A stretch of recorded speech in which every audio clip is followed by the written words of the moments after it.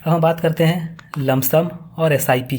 बहुत कोई mutual fund को एसआईपी समझता है, लेकिन एसआईपी का मतलब होता है कोई भी सिस्टमेटिक इन्वेस्टमेंट प्लान करना। ये म्यूचुअल फंड में भी हो सकता है, आप कहीं बाहर भी चाहे जहाँ आप सिस्टमेटिकली पैसे को रख रहे हैं और वहाँ आपको रिटर्न एक डिसेंट अमाउंट ऑफ रिटर्न दे रहा है आफ्टर इन्फ्लेशन, तो वो एक सिस्टमेटिक इन्वेस्टमेंट प्लान ही कहलाएगा। बहुत कोई कंसिडर कर लेते हैं कि वो म्यूचुअल फंड में रख रहे हैं मतलब वो एसआईपी कर रहे हैं, ऐसा नहीं है।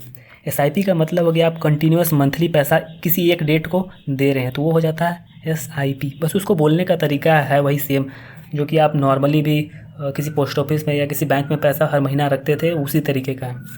ये लमसम होता है कि जब आपके पास मान लेते हैं कोई पैसा बचता है, सपोज माने कि महीना आप 2,000 रुपये बचाएँ तो आप 2,000 रुपये लगा दिए, अगला महीना आपके पास 3,000 बचा तो आप 3,000 लगा दिए। तो यहाँ पे आपके पास चॉइस रहता है कि आप जितना चाहे उतना लगा सकते हैं, आपकी मर्जी पे है।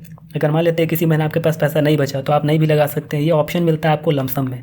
अब किस एक व्यक्ति को लमसम में इन्वेस्ट करना चाहिए या एसआईपी के थ्रू, सेम फंड है, बस नाम अलग अलग है। लमसम मतलब मनमर्जी पैसा डालना, एसआईपी मतलब वो कंटिन्यूअस, आप जो डेट दिए उस डेट को पैसा कट जाएगा। हमारा सजेशन ये रहेगा कि अगर आप कंट्रोल नहीं कर सकते अपने बिहेवियर को तो आप एसआईपी के थ्रू जाइए। अगर आपको कंट्रोल करना आता है अपना बिहेवियर कि आप पैसे को कंट्रोल कर सकते हैं, रिटेन अपने पास रख सकते हैं, तो लमसम अमाउंट से आपको इन्वेस्टमेंट करना सही रहेगा। बाकी आप पे डिपेंड करता है, ऐसा कोई चार्जेस नहीं है एसआईपी में या लमसम में, दोनों एक ही तरीके का है। एसआईपी और लमसम में आप किसी भी फॉर्म में आप जा सकते हैं, आपको कोई एक्स्ट्रा चार्जेस नहीं देना पड़ेगा, बस आपका बिहेवियर ही सारा डिसाइड करेगा। बेसिक कहने का मतलब है कि अगर आप अपना पैसे को रिटेन नहीं कर सकते अपने पास, तो सबसे अच्छा ऑप्शन ये रहेगा कि आप एसआईपी के थ्रू जाएँ जहाँ आपका पैसा ऑटोमेटिकली कट जाए।